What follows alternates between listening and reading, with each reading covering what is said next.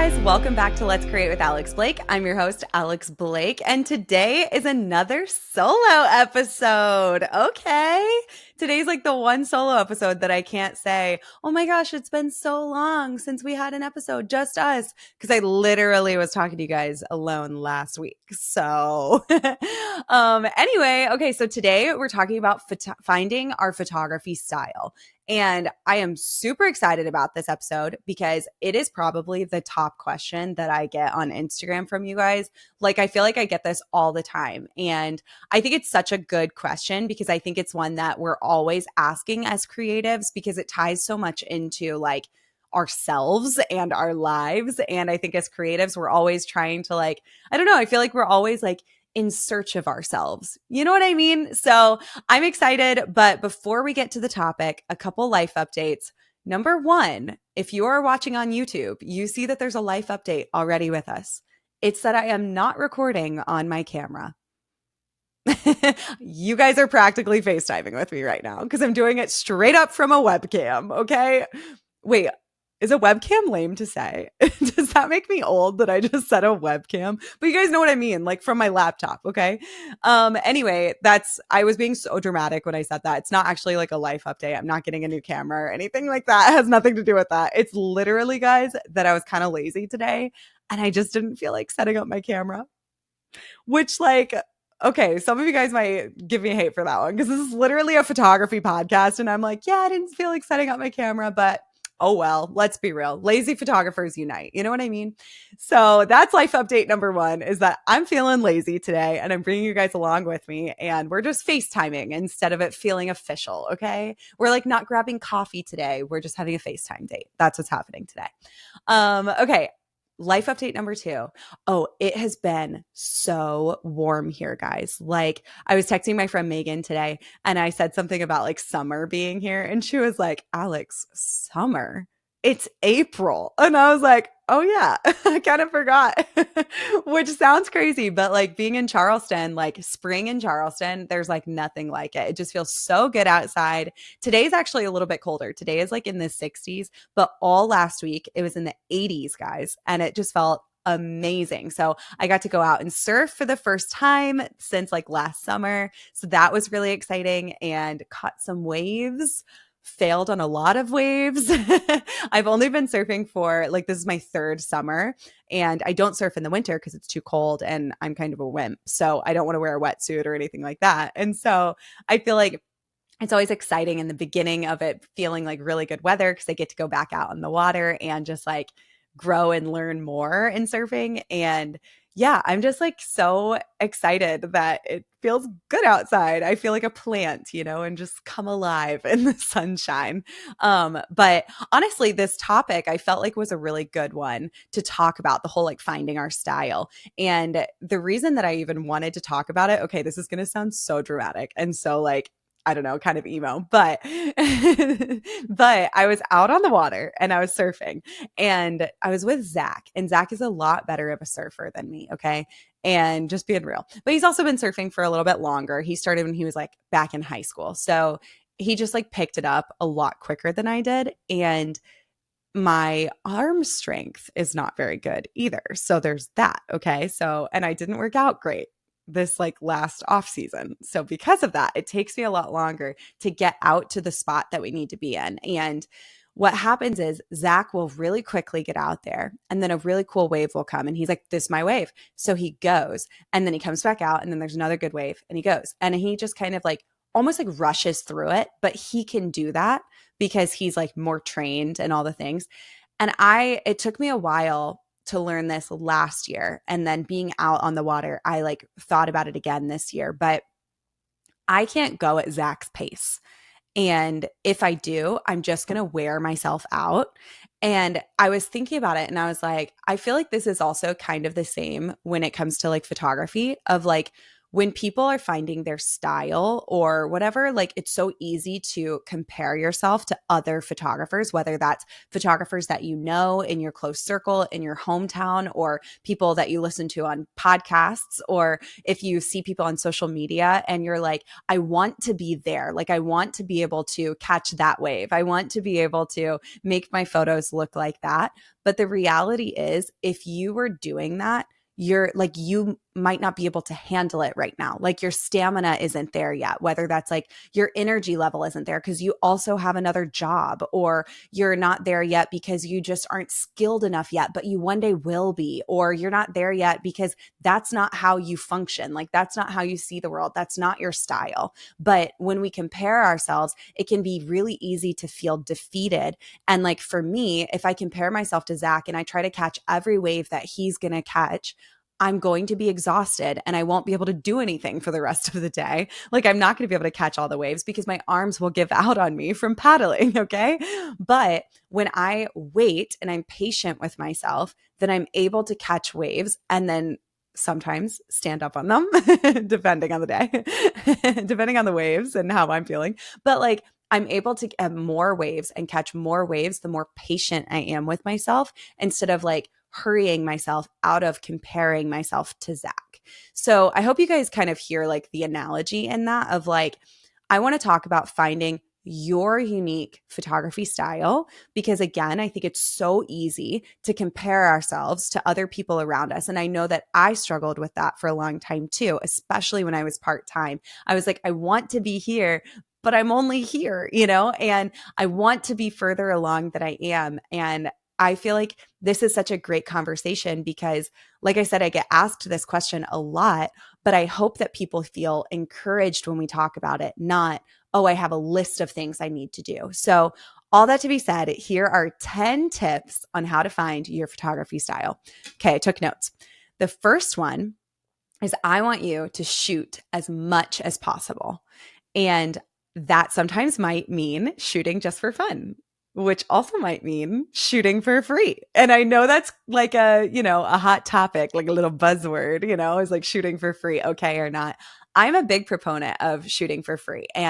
But I will say, I think it's like, I'll only shoot for free if it's something I want to do. I'm not going to shoot for free for something that I know for sure isn't my style. But especially when I was trying to find my style, I shot all the time for free. I brought my camera everywhere. I met a friend on the street who looked like a model and I'm like, oh, I want to do a shoot with you. Like, let's do this. Let me like be super creative and see what I like and don't like. So I feel like your style develops through you actually doing the thing to learn what you like and don't like. But what I want you to also do is like when you do these for free or just for fun shoots, on the way home from the shoot, I want you to take like mental notes of what you liked and what you didn't like. And maybe if you're like me and you have a little bit of short-term memory loss, I want you to write it down so that you can go back and look at it later. But not while you're driving though.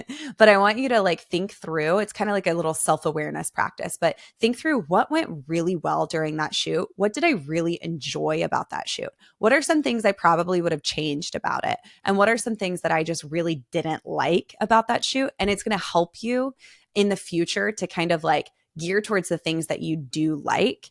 But every time that you do that shoot, I want you to make a list so that it's continuously being added to, and it's not just up in your head. You don't really know, it's like you're being able to like actually see it written out. So that's the first one. I want you to shoot as much as possible and maybe for just for fun. Second thing, I want you to collect inspiration outside of just photos. And I know a lot of the time when we think of like collecting inspo or whatever, it's a Pinterest board, right? And Pinterest is a great tool. I'm not against Pinterest. I really love Pinterest. I use it all the time. But I think when we're really trying to be creative, and especially when we're trying to find our own style from my own self, it means that I need to like actually think about the things that I'm inspired by. And a lot of the time, it's not photos. So photos can be inspiring, but they can also almost accidentally have me copy or imitate those photos.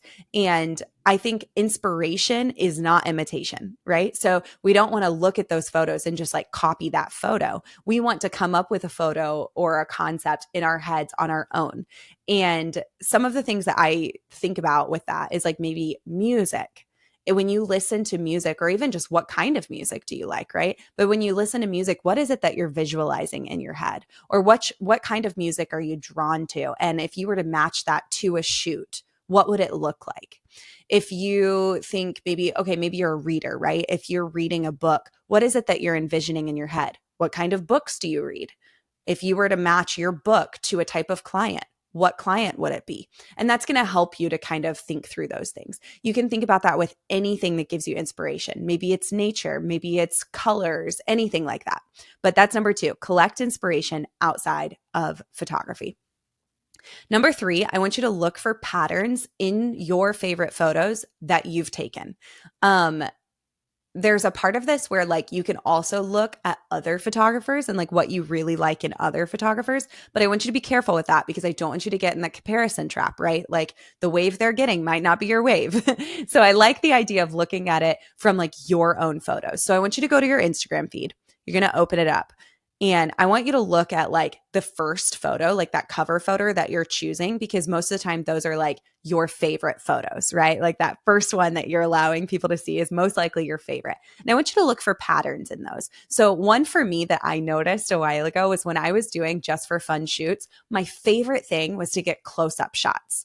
I love the detail of the model's face. And I realized, oh, that's part of my style. The other thing that I noticed when I was looking at patterns in my own work was that I love the color blue. That was something that I literally didn't know about myself. And then I realized, oh, when I'm editing, I really enjoy looking at the color of denim in people's like, pants or whatever. Like I just really enjoy playing around with that color. And then when I moved to Charleston and I had the waves and the ocean and the beach, I was like, oh my gosh, I love blue. Like it all clicked for me. But that first started by analyzing some of the patterns in my work and things that I loved about it.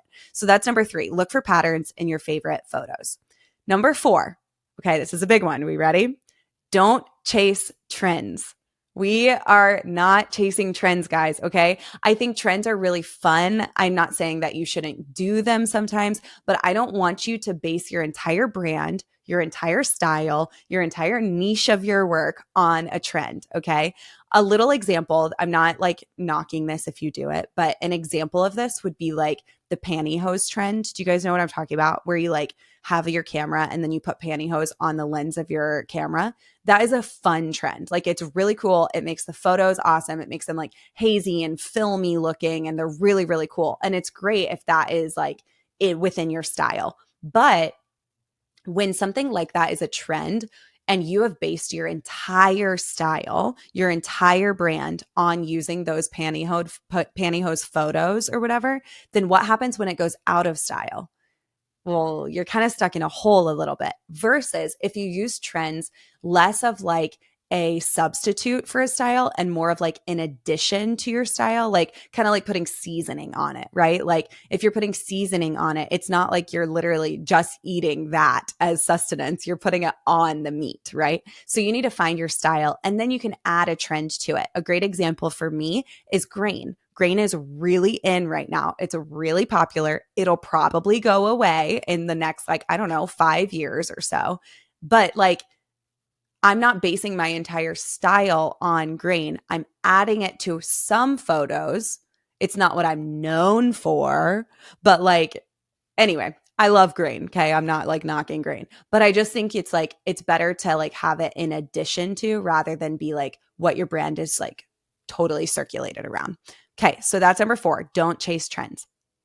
Number 5, you're going to use your editing to enhance your work, but not to like cover up your mess ups. Okay. That was kind of harsh, but like, go with me here on this one, okay? I feel like when I was beginning in photography, something I wish that I would have done differently is learned what I like during the shoot quicker. And instead, what I did was I did the photos however they turned out, and then I pulled them into Lightroom, and then I tried to fix all the things that I did wrong.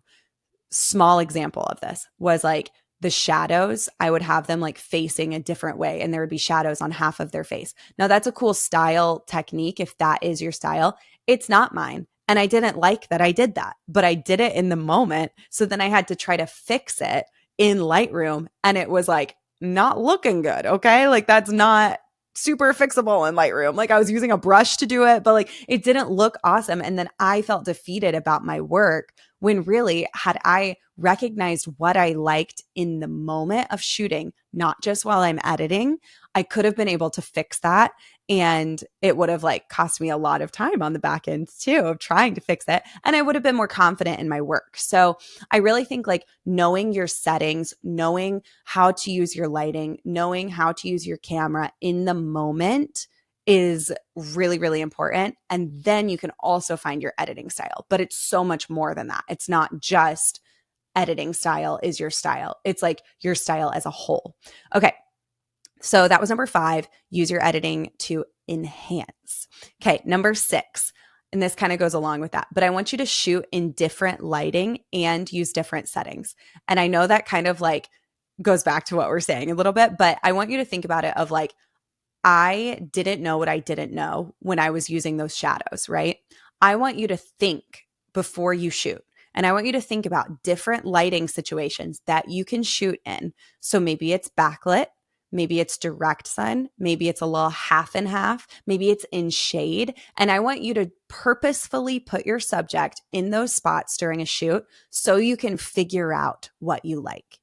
Again, it's instead of just like kind of trial and error and doing it and then like figuring it out on the back end, you're doing it intentionally so that you can see as a photographer, I really enjoy doing this during my shoot.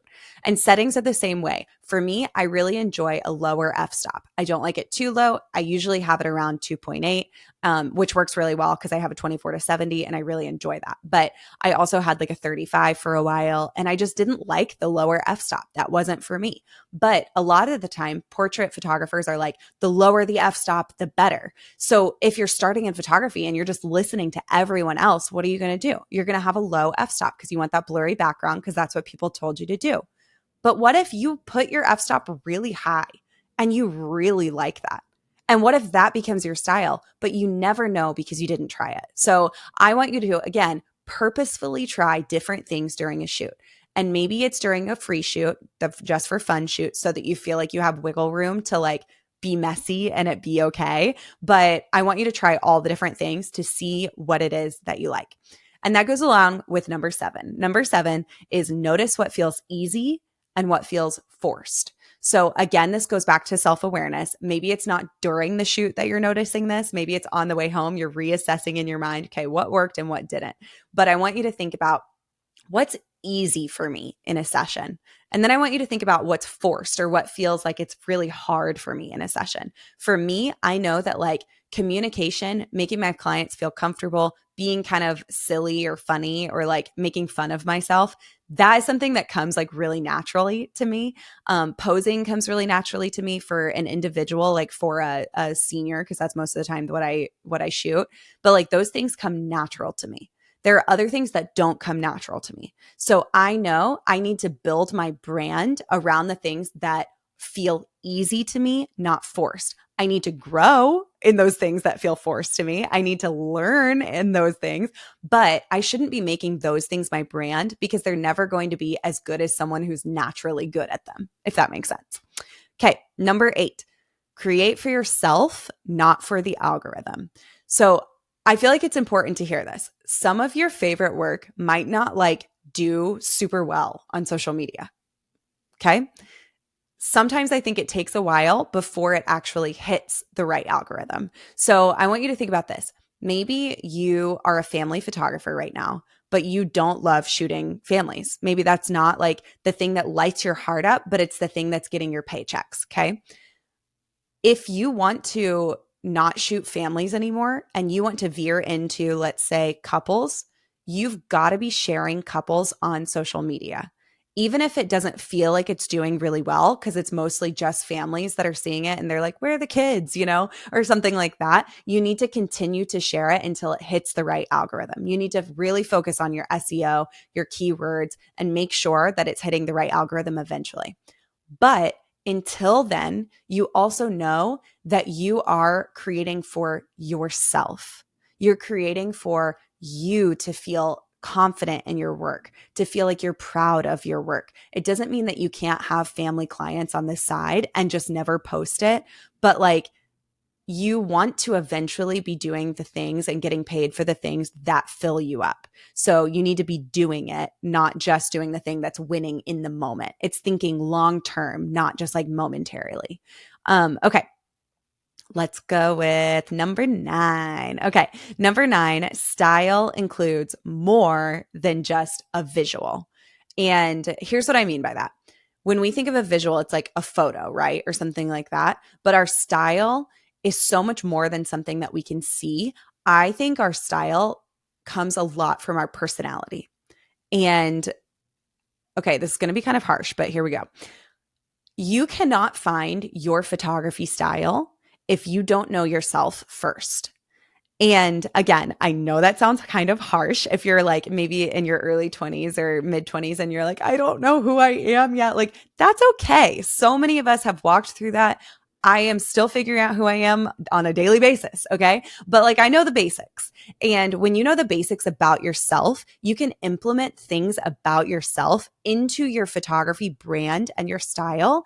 And it's going to portray that way to the people that are seeing it in a visual. So your style isn't the visual. You're putting your style into a visual. You're putting your style into a photo, into your editing, into how you shoot, into the experience that your client is having. It all comes from your personality. And I think that's such an important thing to note because, again, it goes back to self-awareness. So a little practice, if you feel like you're like, but I don't know who I am right now, I want you to go to your best friends or people that you trust. Maybe you go to your mom, maybe you go to your spouse, whatever it is. And I want you to ask them to give you some adjectives that describe you and things that you're good at. And that can be an uncomfortable thing because it's like fishing for compliments a little bit. But explain to them, okay, listen to this podcast and this girl said to do this, okay? And I want you to take those adjectives and I want you to own them because those are the people that love you and are around you all the time. That's what they see in you. And those are the things that your clients are going to be so attracted to. So those are the things that like make up your style. Even if you don't feel like they're true because maybe you're like dealing with some insecurity in it, those are things that other people see in you and you have the potential to grow into in your confidence. So again, that was kind of a deep one, but roll with me on it, okay? Because I promise it's really, really good to think about style as like a holistic thing, not just pictures. And then number 10, I want you to give yourself time, especially if you're dealing with that last one that I was talking about. Like, give yourself time. It's okay that you don't have everything figured out right now. We're always evolving. I feel like I have my style pretty nailed down right now in my life, but talk to me in 5 years and I'm going to be like, man, I've grown so much because I've added this and this and this, and I took out that, and I had no idea what I was talking about. We're humans. We're evolving, and that's okay. And our style's evolving too. So give yourself grace and give yourself time. But those are my 10 tips. Should I go back over them really quick? I feel like I should. Okay. Number 1, you're going to shoot as much as possible, maybe for fun, maybe for free. Number 2, you're going to collect inspiration outside of photography. Number 3, you're going to look for patterns in your favorite photos. Number 4, don't chase trends.